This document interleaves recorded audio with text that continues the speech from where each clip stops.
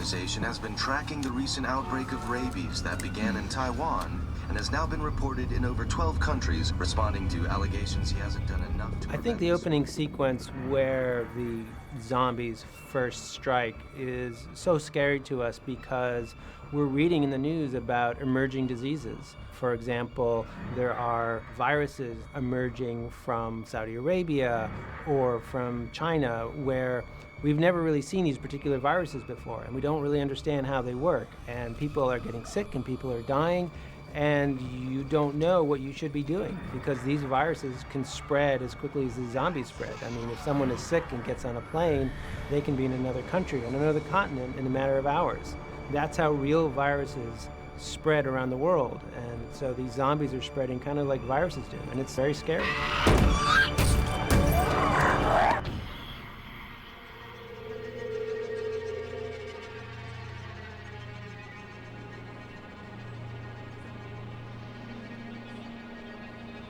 No, we're not really in Philadelphia. Here we're in the center of Glasgow, sort of the center of town.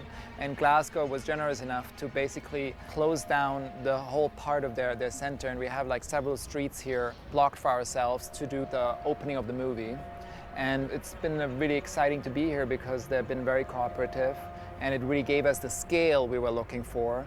And once you change the street signs and you put some cabs in and you also use some digital plates from Philadelphia, the city really will look like Philadelphia.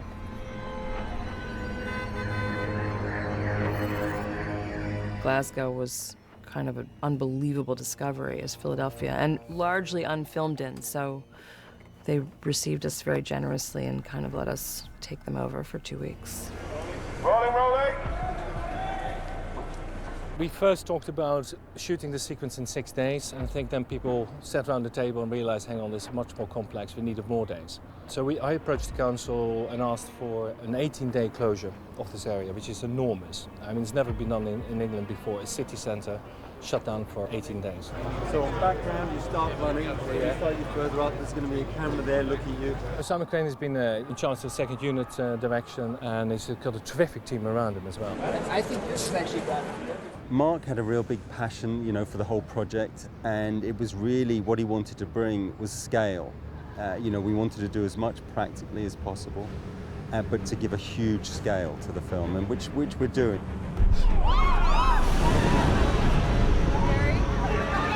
Get back in your car right now! In the opening sequence, we have a truck that does some damage to Main High Street.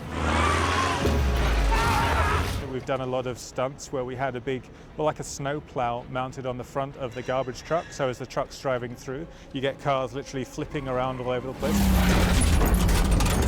One of the things we're trying to do is give it a very documentary kind of style. But on this one, we really want to tie Brad and his family into the action. So what we did, within the Volvo, we actually mounted 4 different cameras which give us an overlapping tile background. And then Brad, we can shoot green screen and actually have him driving and being part of the action. Brad is a great driver, great mover, great fighter. He'd do it all if he could. And we try and give him as much as we can, because with him doing it, it's great screen value and it looks fantastic. Brad Pitt is a wonderfully generous actor. He brings a lot of laughter onto the set, and you can see that he's always thinking about the story that we're trying to tell and the best way to tell it, and he's always bringing ideas to the set. And we crashed over 40 different cars. We then crashed the garbage truck, and then we crashed Brad's Volvo into an ambulance.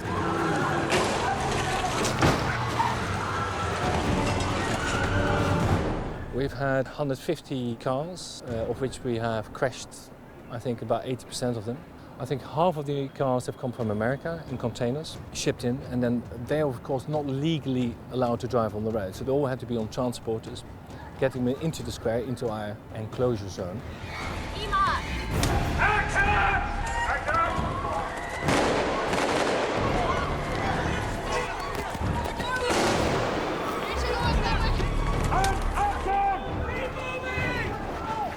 Military are coming in, doing roadblocks, trying to channel everybody away from where all the action is. The main reason I'm here is to go through the script, make sure that they're keeping as realistic as possible. But don't bring them all the way down. Stop them at the signs right here, and then we'll go ahead and move them in groups.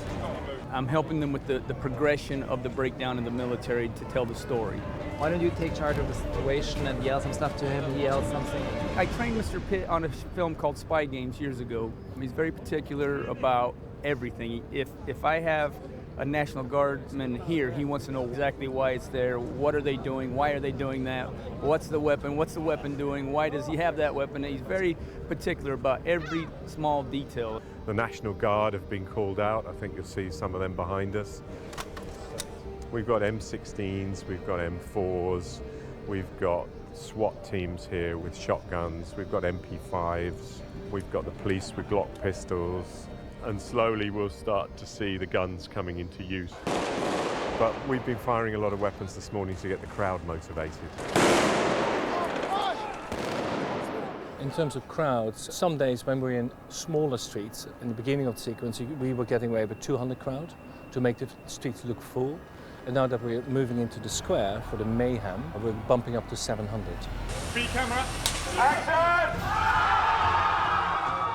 The idea behind the live-action photography with actors and stunt people was have real people on the street that were panicked.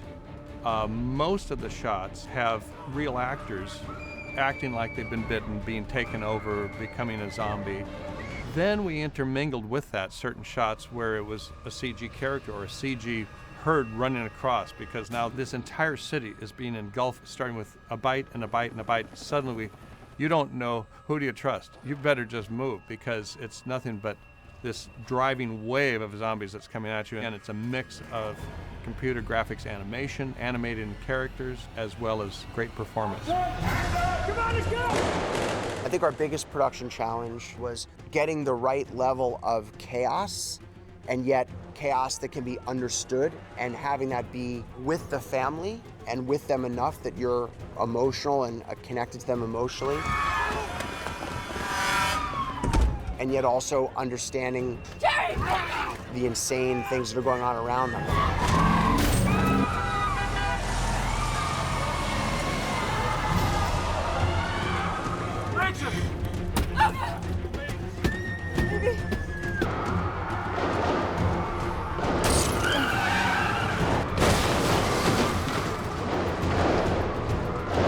It's a very challenging movie because we have huge crowds.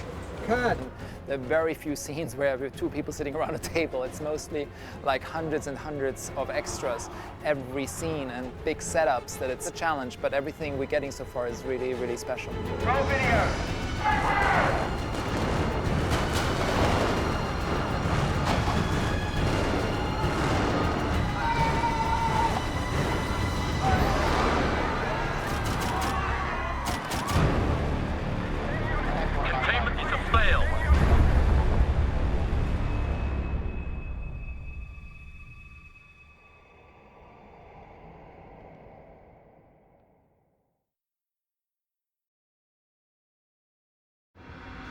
How do we know they're coming?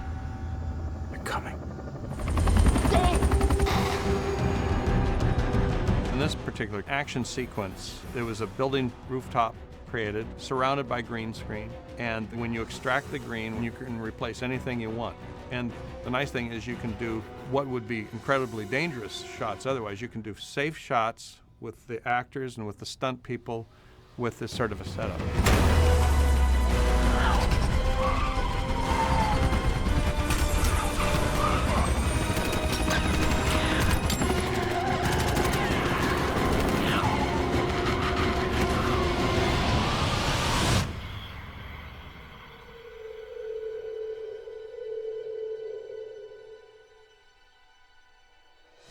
One of the things we see in the movie when faced with this massive pandemic, which is an epidemic on a global scale, is this idea of utility. If you're helpful, we'll keep you as part of the group, and if you're unhelpful, we'll throw you out of the group. This not dissimilar from the large ship that we see floating off into the Atlantic, and that's what happens in the case of the Brad Pitt character. Can't leave my family. He may be strong-armed into helping the larger group, but his main interest is in his family. Each and every one of these people are here because they serve a purpose. Let's figure out how we stop this.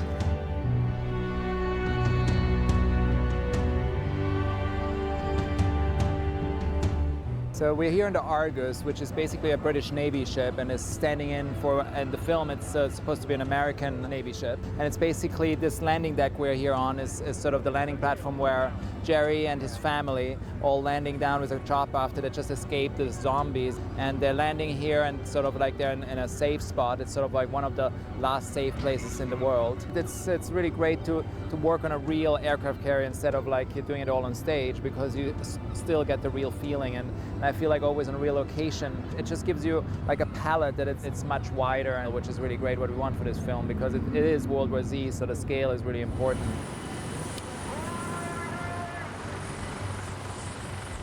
They had a ship in dry dock, and it's far easier to shoot people on a ship next to a dock where you can get all your equipment and all your people on and off as needed, instead of taking this out to sea and shooting at the whims of the weather. So they just patched in green as needed depending on where the camera is looking, and then you replace all that with the sky that you want and the sea, and helicopters taking off and landing in the background. Obviously, with the flotilla being as it is and this ship being the center of the flotilla, we've got aircraft arriving, we've got stores being unloaded, the Constitution being taken out of the planes, we've got troops, got all the refugees milling around. It's a very, very busy place. Good to see you, my friend. Business worldwide. Is anyone doing better than we are? This is at an international scale where you have people from all over the world. There must be at least 500 actors who have come on as extras on the set. And it's amazing because then it gives you a real feeling of the magnitude. Eddie! We're in the bottom of a British naval vessel, and this is a huge space that they have made into this war room. We got so many people working in here with us. I mean, the wardrobe, we've got Navy guys, Marines, we've got the guys decked out in SEAL stuff. We've got all these hard books that they use in the military for laptops. It is like decked out completely. You all read the same email I did that said zombies. This boat has become the central office for what is left of the UN, and there's a briefing room where they are trying to gather as much information as possible and then make decisions based on that information. I want to send you in with the team. And it's that room in which Jerry gets invited to go on this mission. Think we're going to find anything? Yeah, we're going to find something. Mother Nature is a serial killer. No one's better. In the movie, it talks about nature being a serial killer and this idea that death is a common part of the natural world. Of course it is. Many organisms have evolved to take out other organisms. In some cases, it's outright death. They'll kill the host. In other cases, they'll just castrate it. So is nature a serial killer? Yes, absolutely. I'm good. Who was it? Who fell? Who was it? Who fell? Joking. Need an ammo count and you reload your mags. A boy out there who died. He was 23. 23 years old. Wanna tell me why? Jerry Lane comes to Korea to investigate what could possibly be the origin of the virus. They start sifting through information that they had before, trying to figure out what this is and where it came from, and they come across an email that my character, Captain Speak, had sent. And it's the first known recorded evidence of this virus, the zombies, the Zeke, whatever you want to call them. Nobody knows what it is yet. One of the incidents happened there, but they don't have more information for him. So he's literally suddenly stranded, that he doesn't know where to go. And he then encounters one of their prisoners there, which is David Morse's character. You're with the CIA? But they're not with me. He shows him that there are different theories that exist, that the North Korean basically pulled all their teeth, because there's no teeth, no bite, no spread. They pulled the teeth of all 23 million in less than 24 hours. I mean, essentially what you want to do is you want to break the chain. So however it is that some pathogen is spreading, You want to stop that. Now, in the case of this movie, it's people biting each other. So take out their teeth. Roll cameras, please. Why do you have to burn them to ashes to get them to finally stop? Why do they move like a plague? Why is Israel winning? How's Israel winning? Well, I tell them that things may not have begun in North Korea, and that there were people who prepared for this before anything happened here in Korea. And Israel is a place where he might want to make his next stop. I'm going to Jerusalem. I'm your co-pilot.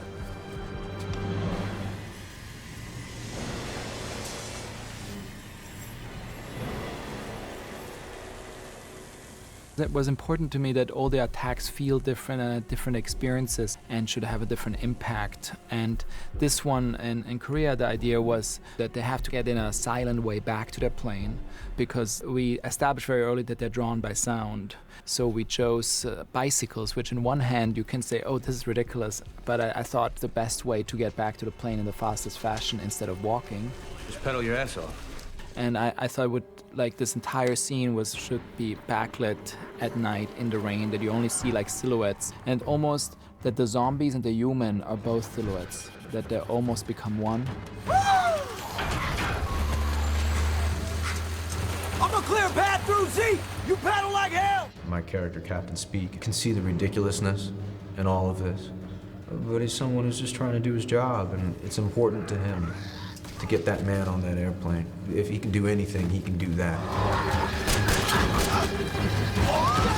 And Speak does pay the ultimate price for that. And make sure he meets his end as a human and not as a zombie.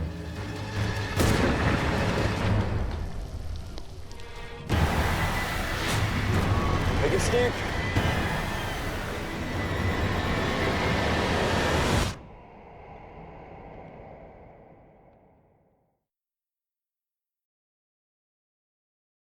Jerusalem Tower, reached 394. Request immediately. It was very important as we're on this journey that we're going through these different cultures and these different worlds almost. Every place should feel different and every place should have a different palette. It was important in Israel, for instance, to make it warm and feel like everything is safe. Yes, you feel the heat, you feel the warmth, life is as usual, and you feel almost nothing has changed until obviously it does change. The choice of Jerusalem itself, which is the birth of humanity, the birth of all civilization, and then to mirror that in the fall of Israel, which is sort of the end of civilization.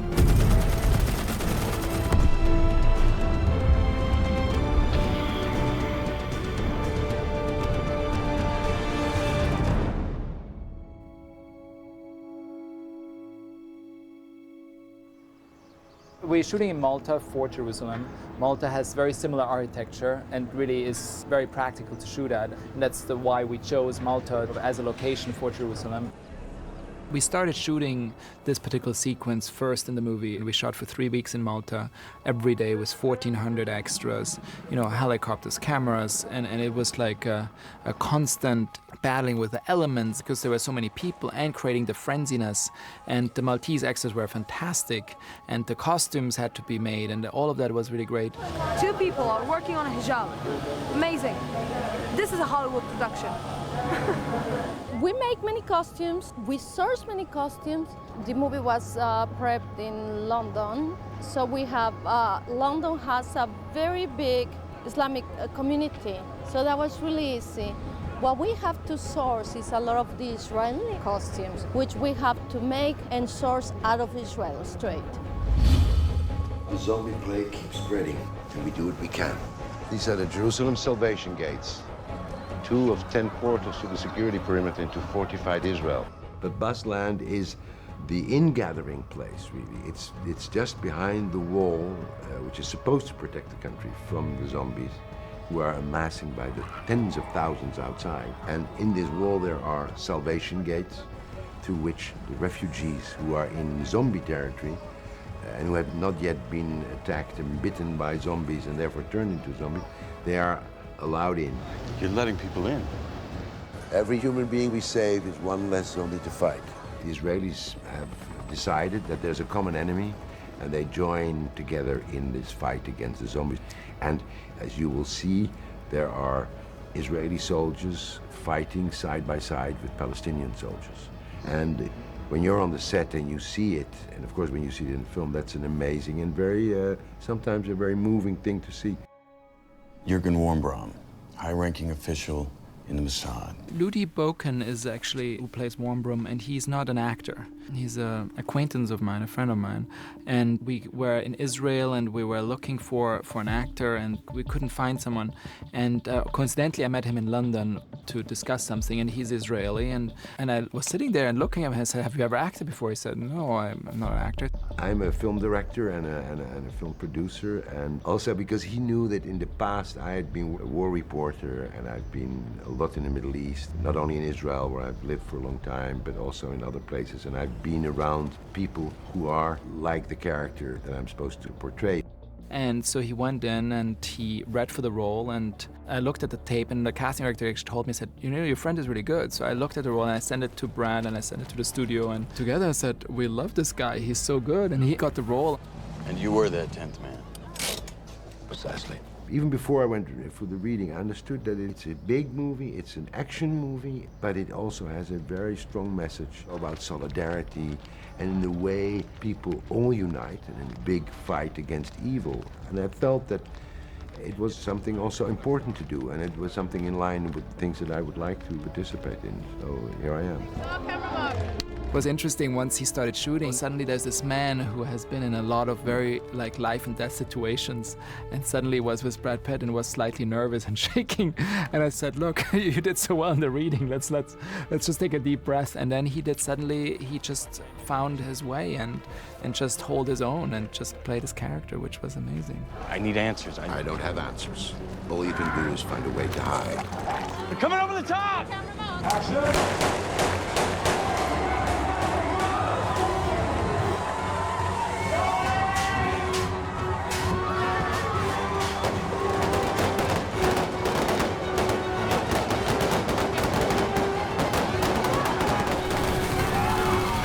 The movie was going to be a legitimate representation of a global outbreak and therefore populated by people from around the world. Let's get that right. While you couldn't go shoot Israel for Israel, you could certainly cast an Israeli actress. So we've done that.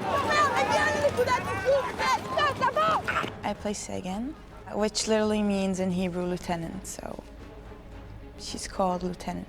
She's an Israeli soldier for the IDF, and she gets assigned to protect him in this journey.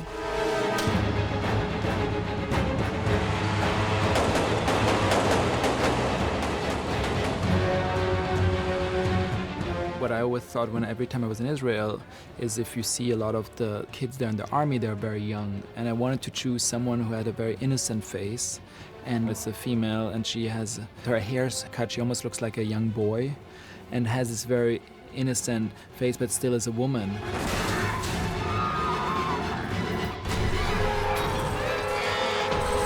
There hasn't really been a tough stunt. It's been trying to make the stunts not look like stunts. Trying to make this wave of zombies, this tsunami effect, this complete river rush of zombies, and this domino effect it has on people as they're running, is to get as much real acting out of the performers, stunt-wise, extra-wise, and acting-wise, and just get this performance. We have a few wire assists and, you know, the normal sort of stunt wire rigs, but generally it's getting them to simulate fear. Jerry Lane sees this little boy that has a shaved head, and this herd of zombies comes vaulting down this walkway, and they part around him just like a wave. You could never get stunt people to quite run this way, where their balance would go in and out in quite the way that would be, frankly, manipulated. So we thought it was best that it be a boy on a ramp with 100% computer graphics, animated zombies running around him.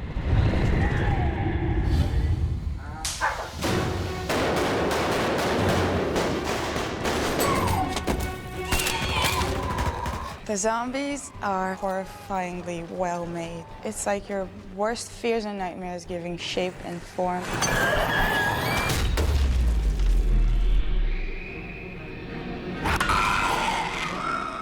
she gets bitten in her hand, and Brad suddenly, out of, again, it's one of these instinctual moments, cuts off her hand and then does a countdown to see if she turns into a zombie, and she doesn't. That's exactly what happens in rabies. You have a bite on your hand, it takes a lot longer for it to creep up your central nervous system, but creep it does. In the movie, it's a lot quicker, contracted, but in the case of rabies, it's exactly the same process which is happening. You're not gonna turn! You gotta move.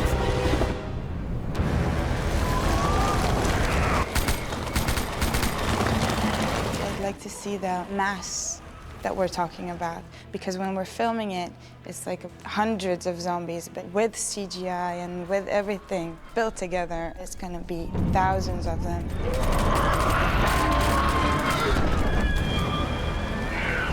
The shot going over the wall, that was a big old darn deal. A shot like that takes over a year to make because there's so much difficult animation. You might lay down a basic animation climbing up the wall, and they're climbing on one another. And then you sprinkle in all these custom characters, and you keep doing that until it looks better and better.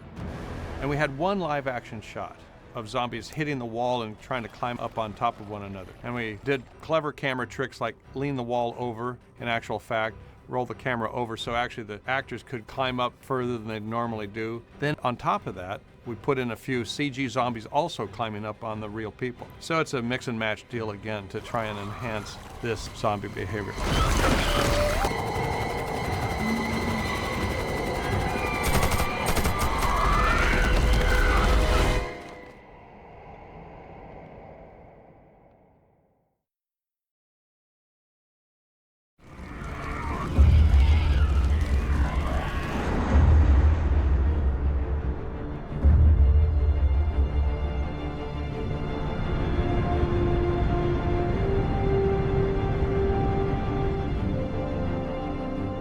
Built the cabin of the plane on a soundstage, and then we basically just shot it in order, like once they boarded the plane, to him wrapping up our hand, getting his epiphany, to making the phone call, dealing with the pilots, to ultimately the zombie attack.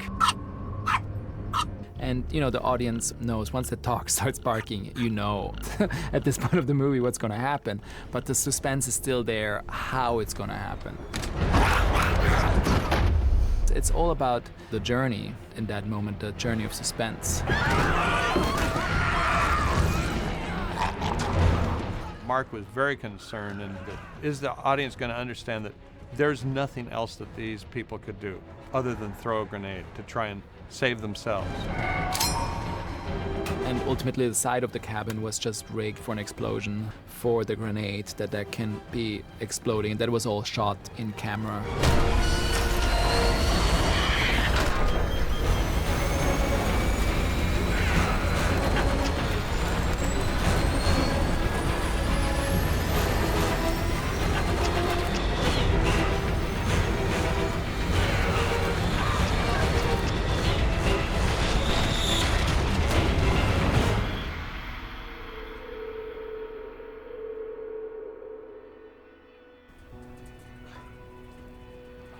You have so much spectacle and so much scope in the first two acts of the movie that we thought it would be really interesting to make it much more intimate and suspenseful.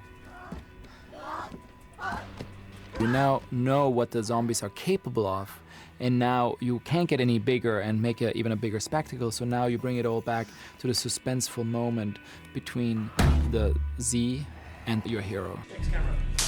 I think these things have a weakness. And him trying to prove his theory. I think they're spreading a pathogen, and that pathogen needs a healthy host. But even if you're right, I mean, infecting the populace with a lethal illness is not exactly a cure. It's not a cure. It's camouflage.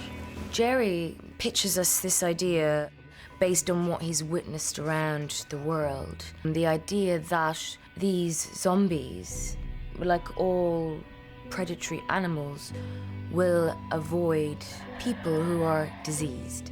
Deadly pathogen with a high mortality rate, but curable. In nature, these parasites will actually control their hosts to go in certain directions so that they can infect a new host. And there really isn't often a point in trying to infect a host that is already sick. Do we have what we need to try it? We have all we could want. Problem is, they're all stored in B-Wing. What's the matter with B-Wing? B-Wing is out of bounds. I mean, it's completely taken over by zombies. But in order to engage in this experiment, we have to get him in there and get him out.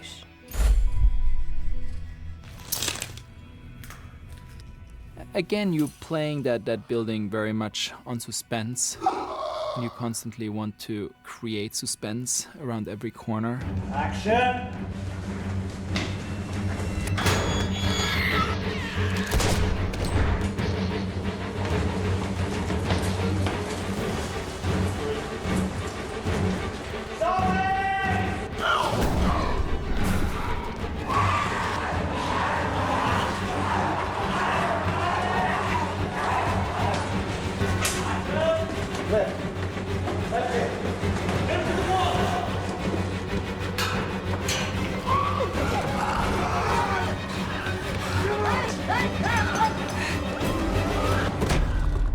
The scene we were shooting today really comes to the climax of the film, and it is the moment when Jerry's theory about how to defeat the zombies is put into practice.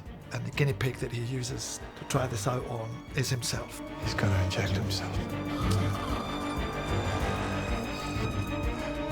And he is confronted by a killer zombie. It's just the two of them, and there's no way out.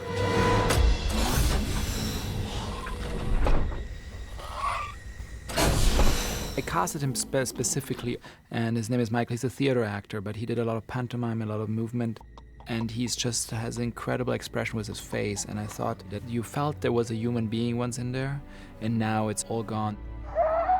He was alive too. He had a life, and that's why I put a wedding ring on him. And it's very subtle, but he bangs sometimes the wedding ring against the window. That you feel like there's a whole history to this man. There was a family, there might have been kids, and now he's just this zombie, and that you feel like the loss of humanity in that moment between them. What I think this movie does really well is it draws from biological inspiration. Do we imagine, because we see this movie, that there are threats from emerging infectious diseases? Well, that's already a given. 60% of our diseases are from things which have jumped from animals into humans. Of course, we have to go on and ask whether those parasites would be controlling our behavior, but if it's going to kill half of all our society, that itself will control our behavior.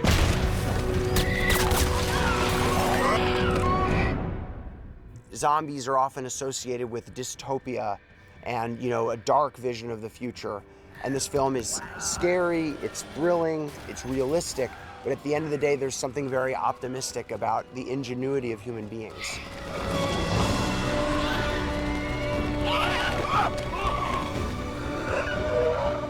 I'm an optimist, and I always believe there's hope.